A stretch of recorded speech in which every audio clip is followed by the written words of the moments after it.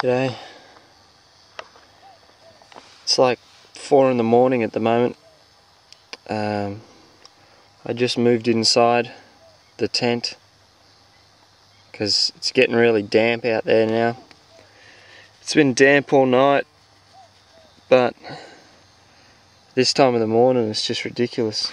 The whole top of my sleeping bag was just all full of water, so I decided to move in here just for the last couple of hours before the sun comes up so that my sleeping bag can dry out a bit. I'm in the middle of a cow paddock in central Queensland. The stars are amazing, absolutely beautiful. I've been thinking a lot about the stars lately. I've been hanging out with my mate Tris, who's really into extraterrestrials and the truth about this world, what's going on that the government doesn't want us to know about. And so I've been thinking a lot about extraterrestrials and watching some movies about crop circles and sacred places, and reading a bit of a book by Richard Greer. Check it out on the internet, Greer, Hidden Truth something or other, Hidden Truth, Secret something or other. But have a look, you'll find it. Richard Greer, Hidden Truth. Really good. I read the first couple of chapters and he's pretty cool. Talks a bit more about extraterrestrials. And so I've been out there just watching the stars, and there's something about being in the desert. They say that the desert's got more potential for great stars than does the oceans. And I lived out on boats for a couple of years when I was a dive instructor, and there's some beautiful stars out from the ocean. But the desert, I'm out here, I watched the 3 stars in a row, or the pot, Orion's belt and Orion. I've watched it start from well over here and come all the way over the top to over here now. Absolutely gorgeous. Over this side we've got the Big Dipper. So beautiful. But I just keep waking up and having a look, and because they're all out there, there's stars everywhere, and seeing these beautiful planets. They're just like ours, they're exactly the same. Thinking a lot about extraterrestrials. I believe, and I'm ready to understand. That's why I'm here. So, this is me, Central Queensland.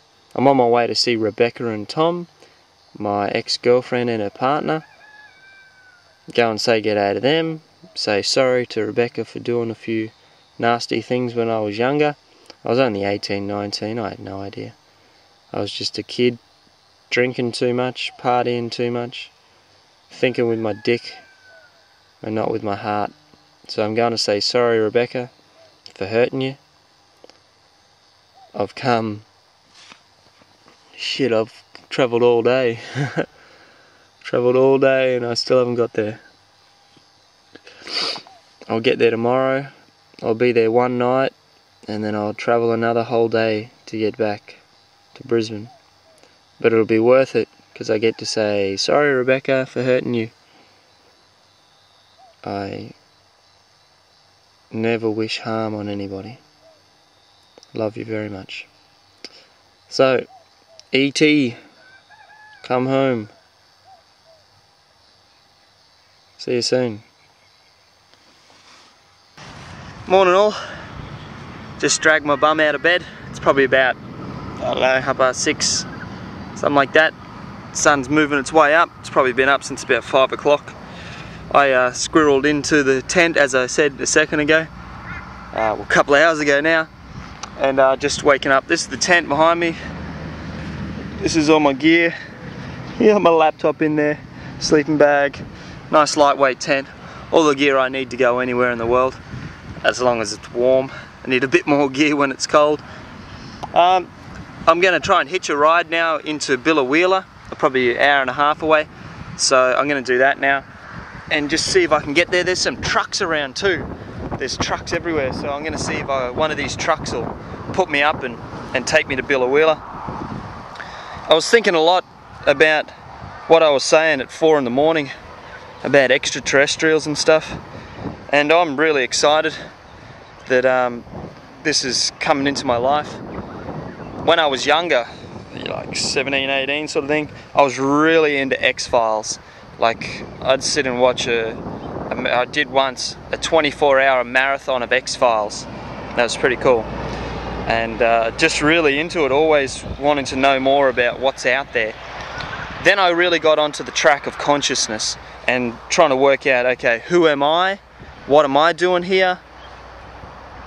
Where do I stand in me? So, what am I doing? It's really even hard to explain now. But I started studying spirituality. A lot about the Indian religions, Buddhism, Hinduism. Obviously studied a bit more about Christianity. Got into a lot of the pagan spirituality as well, Aboriginal, and really got into meditation and just tried to work out and am working out who am I and why am I here. Now I'm sort of getting a pretty good hold on that. I still obviously have a long way to go, because if I didn't, I wouldn't be here. I'd already have ascended. I'm sort of working out why I'm here now and that I've got a job to do. And part of that job is this right here, getting out in front of people and saying, hey, you know, look, I'm searching, and it's a good search. There's things out there that people can see and that probably we all need to have a look at.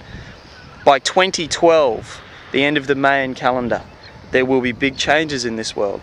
That gives us about 5 years. In the next 5 years, you will see a lot of big changes in me and especially in the world. So I'm here to do what I can for this transition. There is a consciousness transition taking place at the moment, and we are, whether we like it or not, a very big part of that consciousness transition. So we can embrace it and change from this power struggle that we're living in at the moment to one of beautiful consciousness, or we can just get caught up in the crossfire. The change of consciousness, it's not going to be what we call an easy task. There are going to be things that people don't necessarily like. There are going to be things that people are not going to want to give up. But it's inevitable. It is consciousness. It is God and God's will. So I'm here to sort of do what I can. Well, not sort of, bloody do what I can. And do my very best. So here I am. I'm chasing a dream, something that I know is right in me. I'm going all the way to this bloody country small town. You can see this around me.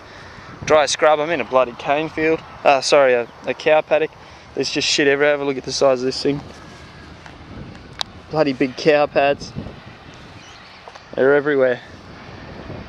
And the thing is, I'm going all the way out here, central Queensland, to a small mining community to see my ex-girlfriend from 7 years ago and her partner.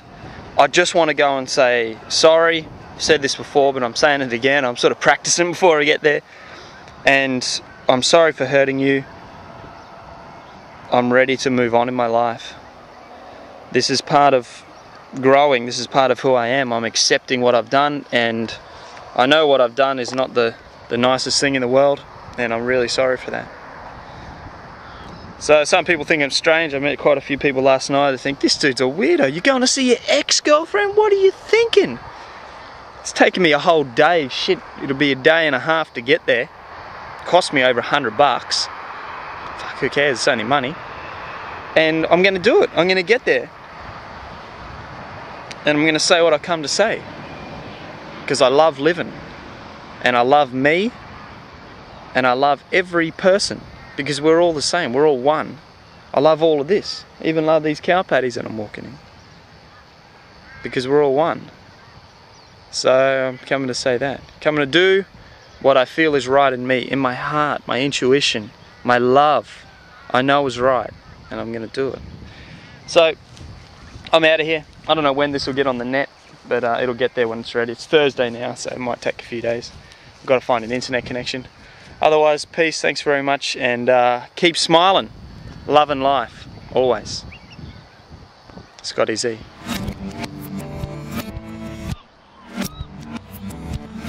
This is their paddock.